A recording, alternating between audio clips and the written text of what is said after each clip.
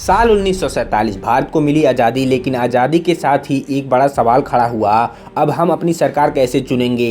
1951-52 में भारत ने कराया अपना पहला जनरल इलेक्शन। आइए जानते हैं इस ऐतिहासिक चुनाव की कहानी। भारत 15 अगस्त 1947 को आज़ाद हुआ, लेकिन देश में सरकार कैसे बनेगी यह तय करना एक नई चुनौती थी। ब्रिटिश शासन के दौरान चुनाव केवल कुछ लोगों के लिए ही होते थे, सभी को वोट देने का अधिकार नहीं था। लेकिन संविधान के तहत हर नागरिक को 21 साल से ऊपर वोट देने का अधिकार मिला। इस तरह भारत के पहले जनरल इलेक्शन ने सभी नागरिकों को हिस्सा लेने का मौका दिया। 1951 के चुनाव से पहले कई चुनौतियां थी। भारत एक नया देश था, इंफ्रास्ट्रक्चर कमजोर था, अधिकतर लोग निरक्षर थे, वोटिंग प्रक्रिया समझना मुश्किल था। चुनाव के लिए पोलिंग बूथ, बैलेट पेपर और प्रशिक्षित स्टाफ की भी कमी थी। भाषा और संस्कृति की विविधता को भी ध्यान में रखना था।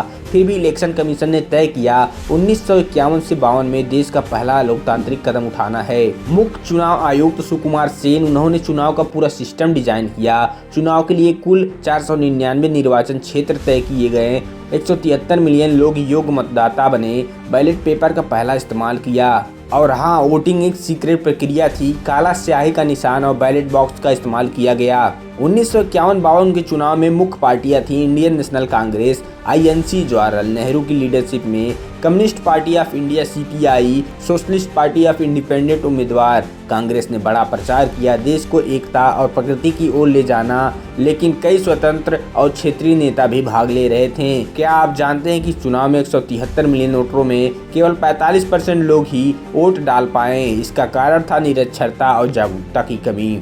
वोटिंग प्रक्रिया काफी सरल और संगठित थी। मतदाता को बैलेट पेपर दिया गया, उम्मीदवार के नाम पर टिक या मार्क किया गया। सीक्रेट बैलेट ने गोपनीयता सुनिश्चित की। चुनाव नवंबर 1951 से मार्च 1952 तक चले। यह भारत का सबसे लंबा चुनाव था।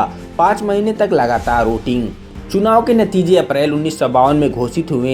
इंडियन नेशनल कांग्रेस ने ऐतिहासिक जीत हासिल की। 64 सीटें कांग्रेस ने जीती। जवाहरलाल नेहरू पहले प्रधानमंत्री बने। यह चुनाव देश के लिए एक नया अध्याय था।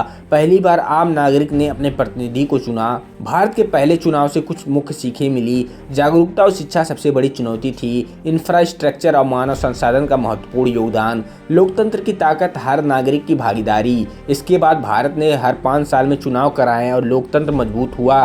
तो दोस्तों, यह था भारत के पहले जनरल इलेक्शन का सफर। एक नया देश, नए नियम, नए उम्मीदें। 1951-52 के चुनाव ने देश को दिखा दिया कि लोकतंत्र केवल संविधान में नहीं बल्कि हर नागरिक की भागीदारी में मजबूत है। उम्मीद करता हूँ वीडियो पसंद आया होगा। ऐसी ही वीडियो देखने के लिए चैनल को सब्सक्राइब जरूर करें। धन्यवाद दोस्तों।